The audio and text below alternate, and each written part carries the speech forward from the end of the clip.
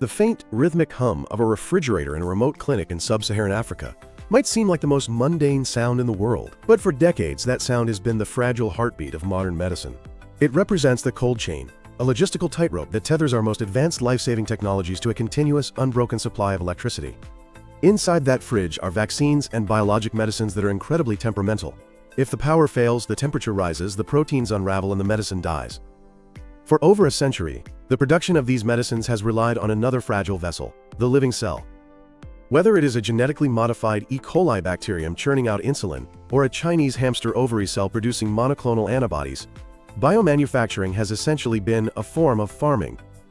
We brew these cells in massive stainless steel vats, we feed them, we coax them, and we pray they do not get sick or mutate.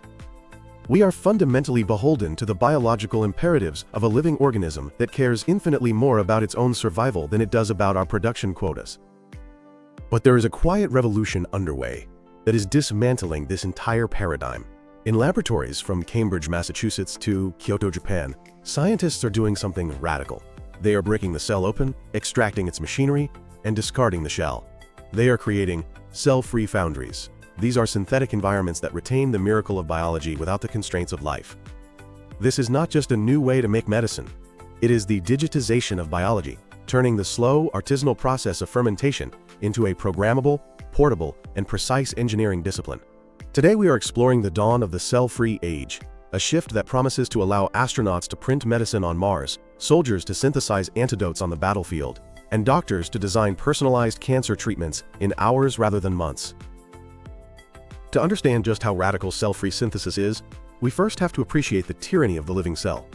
Traditional biomanufacturing is, at its core, a negotiation with a living entity. When a bioengineer inserts a gene into a bacterium to produce a therapeutic protein, they are essentially asking the bacterium to divert its precious resources away from its own growth and reproduction and toward making a foreign substance. The bacterium often resists.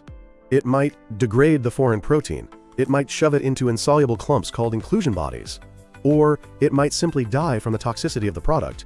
The cellular membrane acts as a fortress, keeping the engineer out and the product in. If you want to tweak the reaction conditions, say to add a cofactor, adjust the pH, or introduce a non-natural amino acid, you have to figure out how to transport these molecules across the cell wall without killing the host. The cell is a black box. You put DNA in, you get protein out, but you have very limited control over what happens inside. Cell-free protein synthesis, or CFPS, changes the rules of engagement entirely. The concept is brutally simple. If the cell is a factory, why do we need the walls, the janitors, and the cafeteria? We only need the assembly line. By lysing or breaking open the cell and removing the genomic DNA and cell wall debris, scientists harvest the soup of life. This includes the ribosomes, enzymes, tRNAs, and cofactors required for transcription and translation. This lysate is no longer a living thing. It is a chemical reagent. It does not grow, it does not evolve, it does not die. But it functions. When you add a DNA template to this soup, the ribosomes snap into action, reading the genetic code and synthesizing the protein just as they would inside a living cell. The implications of this open system are profound. The cell membrane, once a barrier, is gone. The reaction is now an open field. If the protein needs a specific cofactor to fold, you simply pipette it in. If the reaction needs more energy, you add a scoop of ATP. If the product is toxic to living cells, it does not matter, because there is no cell to kill. The journey from a living culture to a cell-free foundry begins with a process known as the S30 protocol, a method refined over decades to harvest the delicate machinery of translation without destroying it. It usually starts with a specific strain of E. coli, often a variant of BL21, which has been engineered to be low in nucleases, the enzymes that chew up DNA and RNA, and proteases, the enzymes that chew up proteins. These cells are grown in a nutrient-rich broth until they reach the mid-log phase. This is the metabolic sweet spot, where the cellular machinery is most active, gearing up for rapid division. The harvest is a violent but calculated affair. The cells are collected and washed, then subjected to lysis. In the early days, this was done with a French press, a device that squeezes cells through a tiny valve under immense pressure until they pop. Today, many labs use sonication, blasting the cells with high-frequency sound waves. The goal is to rupture the cell wall, but leave the ribosomes intact. The resulting goop is centrifuged at 30,000 times the force of gravity, hence the name S30, to spin down the heavy debris, like cell walls and unlysed cells. The supernatant, the liquid floating on top, is the gold. It contains the ribosomes, the RNA polymerase, the tRNA synthetases, and the metabolic enzymes. But there is a catch. This extract is full of the bacterium's own DNA and messenger RNA. If you added your synthetic DNA now, the ribosomes would be too busy translating the bacterium's own housekeeping genes to notice yours. The solution is the runoff reaction. The extract is incubated at 37 degrees Celsius for about 80 minutes. During this time, the ribosomes finish translating the remaining bacterial mRNA, and endogenous nucleases degrade the bacterial genetic material. The result is a blank slate, a biological computer with the operating system loaded but no programs running, waiting for the user to insert the code. Now, a living cell is a master of energy management. It constantly regenerates ATP, the cellular currency of energy, through cycles like glycolysis and oxidative phosphorylation. In a test tube, however, these cycles are broken. Without a constant supply of energy, the ribosomes stall, and the reaction dies within minutes. For years, this was the Achilles heel of cell-free systems. They were expensive toys, requiring the constant addition of pricey ATP and creatine phosphate. The breakthrough came with the development of sophisticated energy regeneration systems, most notably something called PANOX-SP. It sounds like a jet fuel, and in a biological sense, it is. It stands for phosphenolpyruvate, amino acids, NAD+, oxalic acid, spermidine, and putrescine. Let's break that down. PEP, or phosphenolpyruvate, is a high-energy phosphate donor that allows enzymes in the lysate to rapidly recharge ADP back into ATP.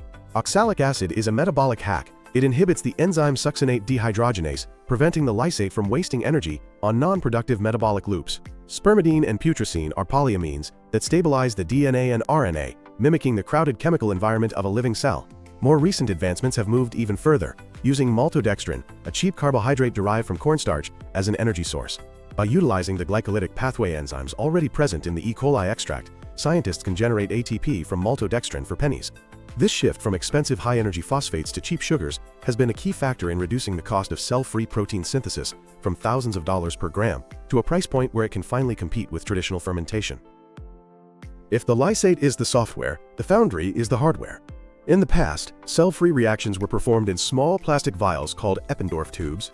Today, they are running in microfluidic chips, continuous flow reactors, and even on paper.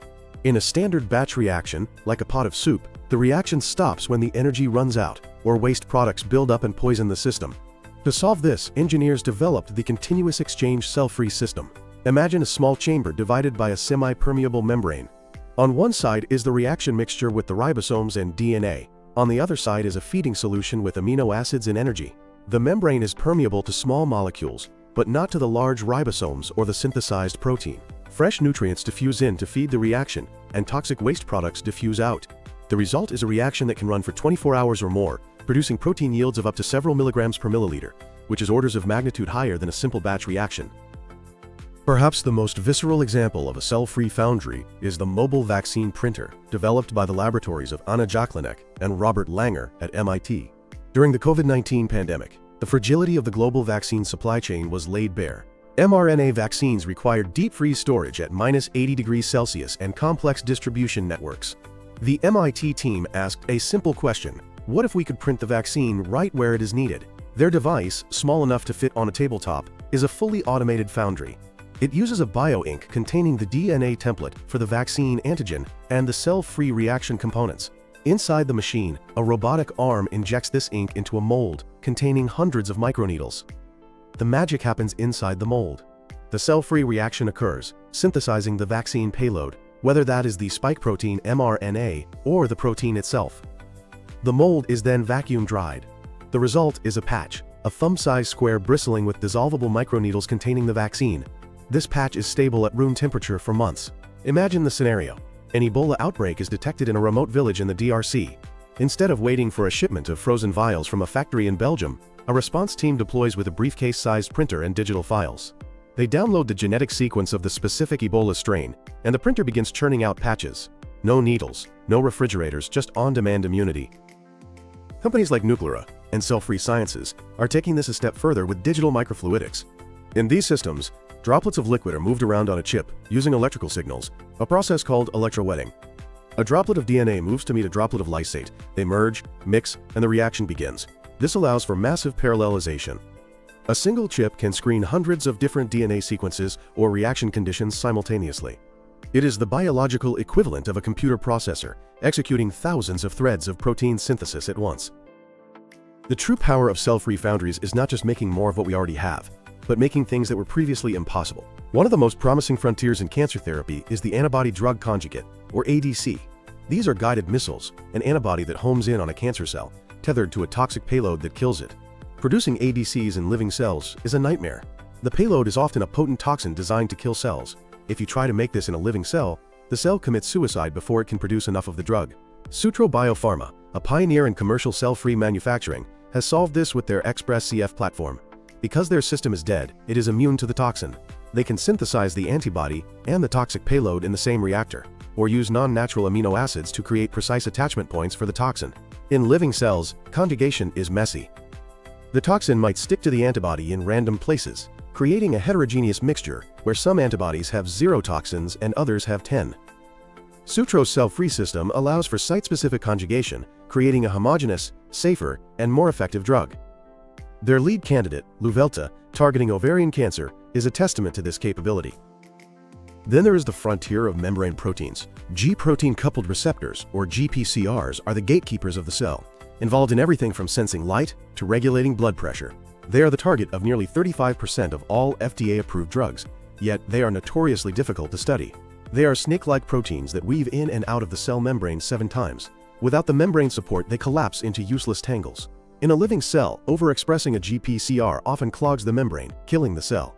In a cell-free system, scientists can add nanodiscs, tiny patches of lipid bilayer held together by a belt of protein, or microsomes derived from the endoplasmic reticulum. The cell-free machinery synthesizes the GPCR and inserts it directly into these nanodiscs. This technique has allowed researchers to produce difficult targets like the endothelin B receptor or the cannabinoid receptor CB2 in quantities sufficient for X-ray crystallography and drug screening. It is unlocking a vast library of drug targets that were previously undruggable simply because we couldn't make them in a lab. This transition from biological farming to foundries also brings biology into the realm of data science. Because cell-free reactions are chemical processes defined by precise inputs, they are perfectly suited for machine learning optimization. In a living cell, if you change the magnesium concentration, 1,000 different regulatory pathways might activate, causing unpredictable side effects. In a cell-free lysate, the response is linear and predictable. Researchers are now using active learning loops to optimize these systems. A robot mixes hundreds of different recipes of lysate, varying the concentrations of salts, energy sources, and tRNAs. An AI algorithm analyzes the data, identifies which variables are driving yield, and designs the next set of recipes. In one study, this approach allowed researchers to explore a combinatorial space of 4 million possible buffer compositions. The AI quickly converged on a recipe that increased protein yield by 34-fold. This debugging of biological code is only possible because the system is stripped of the noise of life. It is turning biology into an engineering discipline where yield equals a function of inputs, and that equation is solvable. If cell-free foundries are useful in remote African villages, they are absolutely critical for the ultimate remote location, Mars. Space travel imposes strict limits on mass and volume. You cannot pack a pharmacy for a 3-year mission to Mars. Medicines expire and radiation degrades them. You cannot pack a fermenter and thousands of liters of media to grow cells. NASA's Center for the Utilization of Biological Engineering in Space, or CUBES, is betting on cell-free biology. The concept is in situ resource utilization, or living off the land. The Bionutrients Project is testing systems that can produce essential antioxidants on demand. But the vision goes further. Imagine a biofoundry on the ISS or a lunar base. It consists of freeze-dried pellets of lysate which are lightweight, stable, and compact. When an astronaut gets an infection, they don't look through a medicine cabinet. They sequence the pathogen, email the data to Earth, where scientists design a specific antimicrobial peptide. The code is beamed back to the ship. The astronaut prints the DNA template, hydrates a lysate pellet with water, and adds the DNA. In hours, the medicine is synthesized. The bioasteroid experiment has already tested the interaction of microbes with rock in microgravity, paving the way for biomining to extract rare earth metals to build the infrastructure for these foundries. The zero-waste concept is central here. On Mars, carbon is scarce. Researchers are designing systems where the waste from one reaction, or even astronaut waste, is converted into the feedstock for the next. Cell-free systems fit perfectly into this closed-loop ecology. The technological pieces are falling into place, but the societal shift is just beginning. Cell-free foundries propose a move from centralized manufacturing, one giant factory supplying the world, to distributed manufacturing, thousands of small factories at the point of care. This terrifies regulators. The FDA is built on the idea of validating the process. A factory is inspected, the pipes are checked, the air quality is monitored. If the factory is a briefcase in a pharmacy, or a machine in a patient's home, how do you regulate quality? In October 2022, the FDA released a discussion paper on distributed and point-of-care manufacturing, signaling their willingness to engage with this new reality. The framework suggests a hub-and-spoke model. A central hub creates the validated kits, containing the lysate, the DNA, and the hardware. The spoke, the local pharmacy, simply runs the validated protocol. The quality control might be automated, where the machine itself checks the purity of the product before dispensing it. This democratization of biomanufacturing has immense potential. It could lower drug costs by eliminating the cold chain and reducing waste. It could allow for N=1 medicine, drugs designed and synthesized for a single patient's unique tumor or genetic condition. We are leaving the age of domestication, where we tamed cells like livestock to do our bidding. We are entering the age of the cell-free foundry, where we dismantle the biological machine to understand its parts and reassemble them into engines of creation. From the shelf-stable vaccine patches of the MIT printer to the cancer-killing ADCs of Sutro Biopharma and the lunar labs of NASA, cell-free biology is synthesizing a future where medicine is no longer grown, but computed, printed, and delivered anywhere in the universe. The hum of the refrigerator in that remote clinic may one day be silenced, replaced by the quiet whir of a printer, generating life-saving cures from a tube of freeze-dried powder and a stream of digital code.